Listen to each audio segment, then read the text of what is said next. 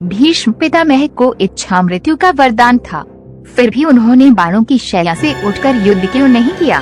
भीष्म इच्छा मृत्यु चुन सकते थे और वो जब तक चाहते तब तक युद्ध भी कर सकते थे, लेकिन जब उन्हें बाणों की शैया पर लिटाया गया तो उन्होंने अपने प्राण त्यागने का इंतजार किया। केवल इतना ही नहीं, उन्होंने आगे युद्ध में किसी भी प्रकार से भाग न लेने का फैसला किया। आखिर क्यों, चलिए जानते हैं। भीष्म पितामह का किरदार महाभारत में बेहद दिलचस्प था। महाभारत के सबसे महान योद्धाओं में से थे और उन्हें मारना इतना भी आसान नहीं था, लेकिन कुरुक्षेत्र के युद्ध के दौरान जब वे अर्जुन के बाणों से घायल होकर बाणों की शैया पर लट गए तो उन्होंने फिर से युद्ध में भाग नहीं लिया। उनके इस फैसले के पीछे कुछ गहरे धार्मिक, नैतिक और शास्त्रीय कारण थे। उन्होंने ये फैसला क्यों लिया, चलिए जानते हैं। भीष्म अथवा भीष्म पितामह महाभारत के सबसे महत्वपूर्ण पात्रों में से क्षत्रिय थे। भीष्म महाराजा शांतनु के पुत्र थे। महाराज शांतनु की पटरानी गंगा की कोख से उत्पन्न हुए थे। उनका मूल नाम देवव्रत था। पहले जानते हैं कि भीष्म पितामह की जन्म कैसे हुआ। जब हस्तिनापुर के राजा शांतनु ने गंगा से विवाह करना चाहा तो गंगा ने उनसे विवाह करने के लिए शर्त रखी कि वे कभी भी उससे सवाल नहीं पूछेंगे। अगर उन्होंने कभी सवाल पूछा तो वे उसी समय छोड़कर चली जाएंगी। शांतनु ने गंगा की शर्त मान ली और उनसे विवाह कर लिया। विवाह के बाद गंगा ने शांतनु के 7 पुत्रों को जन्म दिया और सबको जन्म लेते ही गंगा नदी में बहा दिया था। शांतनु हर बार बहुत दुखी हुए, पर गंगा की शर्त की वजह से कुछ पूछ नहीं पाए। शांतनु बुरी तरह आतंकित हो गए थे। वह अपनी पत्नी से खौफ खाने लगे क्योंकि वे उनके नवजात शिशुओं को नदी में डुबो दे रही थी। जब 8वें बच्चे का जन्म हुआ तो शांतनु असहाय की तरह गंगा के पीछे पीछे नदी तक गए। जब वे बच्चे को डुबोने ही वाली थी, जो कि देवव्रत थे, कि शांतनु ने जाकर बच्चे को छीन लिया और बोले, अब बहुत हो गया, तुम यह अमानवीय हरकत क्यों कर रही हो? गंगा बोली, आपने शर्त तोड़ दी है, अब मुझे जाना होगा, मगर जाने से पहले मैं आपको कारण जरूर बताऊंगी। गंगा ने बताया कि एक दिन 8 वसुओं ने वशिष्ठ ऋषि की नंदनी गाय चुराई थी, इसलिए उन्होंने 8 वसुओं को श्राप दिया था कि तुम लोग इंसानों के रूप में जन्म लोगे और उसके साथ आने वाले सभी सीमाओं में बंद कर रहोगे। तुम्हारे पंख कतर दिए जाएंगे जिससे तुम उड़ नहीं सकोगे। तुम्हें इस धरती पर जीवन बिताना होगा। तुम्हें बाकी इंसानों की तरह पैदा होना और मरना होगा। जब वसुओं को पता चला कि मैं गंगा देवलोक में हूँ और मुझे इंसान के रूप में धरती पर जाने का श्राप मिला है, तो 8 वसुओं ने मुझसे प्रार्थना की, कुछ ऐसा कीजिए कि हम आपके गर्भ से पैदा हों और इस धरती पर हमारा जीवन जितना हो सके उतना छोटा हो। गंगा ने अंत में शांतनु से कहा, मैं उनकी इस इच्छा को पूर्ण कर रही थी कि वे इस धरती पर पैदा हो मगर उन्हें यहाँ जीवन बिताना न पड़े। वे जल्दी से जल्दी इस श्राप से मुक्त होना चाहते थे, इसलिए मैंने 7 को लंबा जीवन जीने से बचा लिया। 8वें का जीवन आपने बचा लिया, जो प्रभास है, जिसका इस चोरी में मुख्य हाथ था। शायद उसे इस धरती पर लंबा जीवन जीना होगा। वह अभी शिशु है, इसलिए मैं उसे अपने साथ ले जा रही हूँ। 16 वर्ष का होने पर मैं उसे आपके पास वापस ले आऊंगी। देवव्रत के 16 वर्ष का होने पर गंगा ने उसे शांतनु को दे दिया। भीष्म ने अपने पिता शांतनु का सत्यवती से विवाह करवाने के लिए आजीवन ब्रह्मचर्य का पालन करने की भीषण प्रतिज्ञा की थी। अपने पिता के लिए इस तरह की पितृभक्ति देख उनके पिता ने उन्हें इच्छा मृत्यु का वरदान दिया था।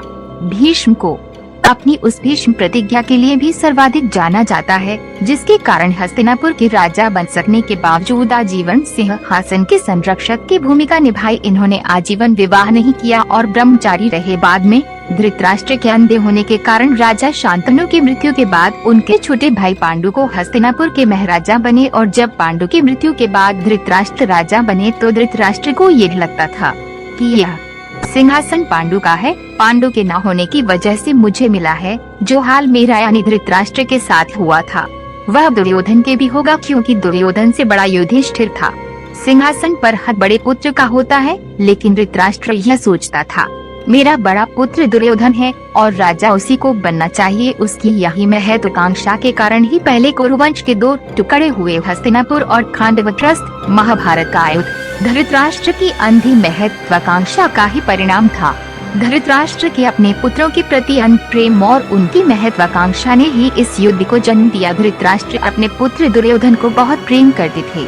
इसी मोह में डूबकर वे दुर्योधन की गलतियों को नजरअंदाज करते रहे। धृतराष्ट्र चाहते थे कि उनके सपने अपने अधर्मी पुत्र की आंखों से पूर्ण हों और ये भी एक सच है। भीष्म पितामह जानते थे कि इस युद्ध में पांडव धर्म के लिए युद्ध लड़ रहे हैं, वहीं कौरव अधर्म का साथ दे रहे हैं। लेकिन इसके बाद भी अपने कर्तव्य से बंधे होने के कारण भीष्म पितामह को रणभूमि में कौरवों का साथ देना पड़ा। इसी प्रतिज्ञा का पालन करते हुए महाभारत में उन्होंने कौरवों की तरफ से युद्ध में भाग लिया था। वह कौरवों के पहले प्रधान सेनापति थे, जो सर्वाधिक 10 दिनों तक कौरवों के प्रधान सेनापति रहे थे। कहा जाता है कि द्रौपदी ने शरशय्या पर लेटे हुए भीष्म पितामह से पूछा कि उनकी आंखों के सामने चीरहरण हो रहा था और वे चुप रहे। तब भीष्म पितामह ने जवाब दिया कि उस समय मैं कौरवों का नमक खाता था, इस वजह से मुझे मेरी आंखों के सामने एक स्त्री के चीरहरण का कोई फर्क नहीं पड़ा। परंतु अब अर्जुन ने बाणों की वर्षा करके मेरा कौरवों के नमक ग्रहण से बना रक्त निकाल दिया है, अतः अब मुझे अपने पापों का ज्ञान हो रहा है, अतः मुझे क्षमा करे पुत्री द्रौपदी। भीष्म पितामह ने अपने जीवन में एक महान प्रतिज्ञा ली थी कि वे हमेशा हस्तिनापुर के सिंहासन और राज्य के प्रति वफादार रहेंगे। युद्ध के दौरान कौरव पक्ष का समर्थन करने का अर्थ था कि वे उस राज्य की रक्षा कर रहे हैं जिसकी वे सेवा करने के लिए प्रतिबद्ध थे। भीष्म पितामह को इच्छा मृत्यु का वरदान था, वे अपनी इच्छा के अनुसार मृत्यु को चुन सकते थे। गंगापुत्र भीष्म ये जानते थे कि धर्म पांडवों के पक्ष में है, फिर भी अधर्म के पक्ष में खड़े रहे। इसका कारण था दो धर्मों का टकराव और वो सही धर्म का चुनाव नहीं कर पाए। एक उनका व्यक्तिगत धर्म, जो कि उनकी प्रतिज्ञा थी कि वो सदैव हस्तिनापुर की सुरक्षा करते रहेंगे और जो भी सिंहासन आरूढ़ होगा उसमें अपने पिता की छवि देखेंगे। द्वितीय पांडवों के पक्ष में धर्म था और इस नाते उन्हें पांडवों के पक्ष में होना चाहिए था, परंतु उन्होंने व्यक्तिगत धर्म को लोकहित या बड़े धर्म पर वरीयता दी। भीष्म ने युद्ध के दौरान अपनी पूरी क्षमता के साथ लड़ाई लड़ी, लेकिन जब उन्होंने देखा कि कौरव पक्ष धर्म के विपरीत कार्य कर रहा है और अधर्म के रास्ते पर है, तो उनके मन में धर्म संकट उत्पन्न हुआ। उन्होंने अपने युद्ध का उद्देश्य पूरा कर लिया था और अब उनकी लड़ाई केवल आध्यात्मिक यात्रा की ओर थी।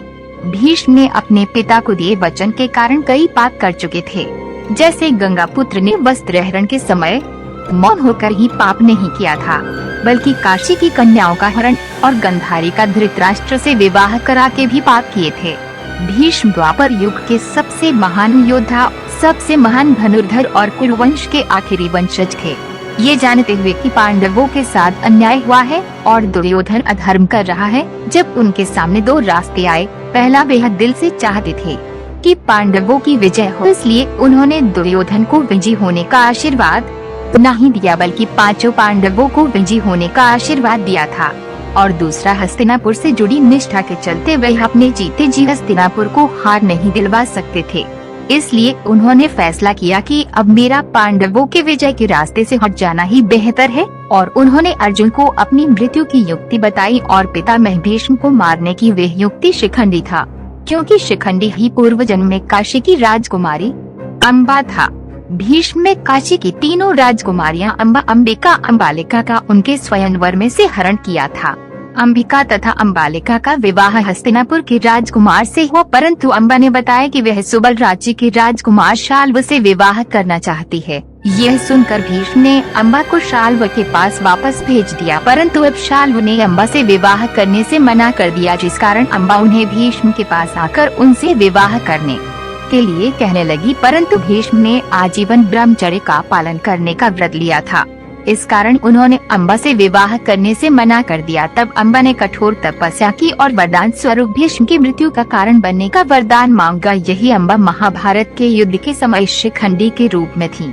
भीष्म को भी शिखंडी के पूर्व जन्म के विषय में ज्ञान था, इसलिए उसे दिए गए वचन के अनुसार शिखंडी के सामने आने पर अपने अस्त्र शस्त्र त्याग दिए और इस प्रकार श्री कृष्ण के निर्देश के अनुसार पांडवों ने युद्ध रणनीति के मुताबिक भीष्म के सामने शिखंडी का रथ आगे रखा गया था और अर्जुन का रथ शिखंडी के पीछे रखा गया था।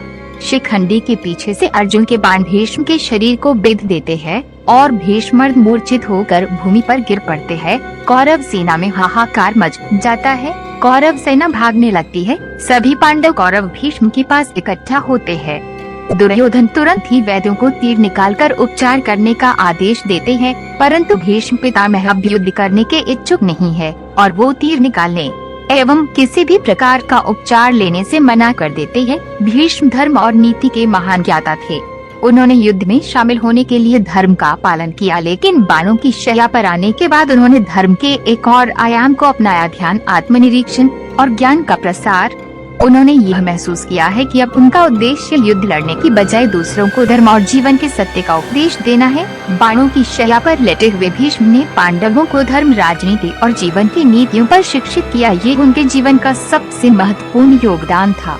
यदि वे युद्ध में फिर से शामिल होते तो उन्हें ये अवसर नहीं मिलता। बाणों की शैया पर लेटने के बाद उन्होंने अपने शरीर को उस स्थिति में रखा जहाँ वे केवल प्राण त्यागने के लिए नहीं बल्कि अपने समय का इंतजार कर रहे थे। उन्होंने माघ मास के उत्तरायण काल का इंतजार किया, जिसे हिंदू धर्म में आत्मा की मुक्ति के लिए शुभ माना जाता है। उसके बाद सूर्य के उत्तरायण होने पर अपना शरीर त्याग देते हैं। आज की यही वीडियो आपको पसंद आई तो लाइक करें और यदि आपके कुछ सुझाव है तो कमेंट में बताएं। धन्यवाद। जय श्री राम।